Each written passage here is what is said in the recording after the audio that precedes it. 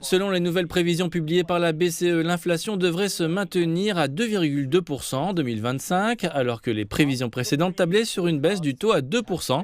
L'objectif de la banque étant de maintenir les taux d'intérêt à 2%. Les dirigeants de la BCE admettent ainsi que, selon leurs propres termes, les pressions sur les prix resteront élevées pendant une bonne partie de l'année prochaine.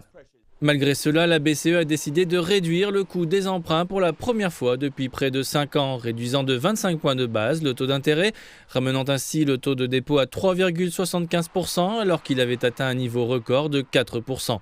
S'exprimant à Francfort, en Allemagne, après l'annonce de la décision jeudi, Christine Lagarde, présidente de la BCE, a déclaré que la lutte de l'Europe contre l'inflation était loin d'être terminée. Je peux vous assurer que nous prenons la lutte contre l'inflation très au sérieux. S'il y a une chose que j'ai apprise dans ce travail, c'est que nous devons être persistants, déterminés, dépendants des données, mais nous ne pouvons pas abandonner l'objectif et notre objectif est de maîtriser l'inflation, de ramener les prix, de ramener l'inflation à 2% à moyen terme.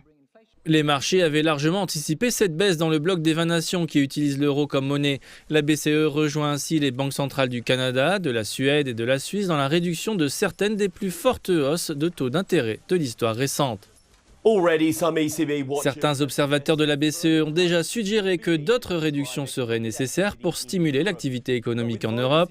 Mais comme les électeurs se rendront aux urnes ce week-end pour les élections de l'Union européenne, une baisse des taux réduisant le coût de l'emprunt sera probablement bien accueillie par les candidats sortants qui ont fait campagne sur le succès de l'Europe dans la récente tempête économique qui a frappé de nombreux pays à travers le continent.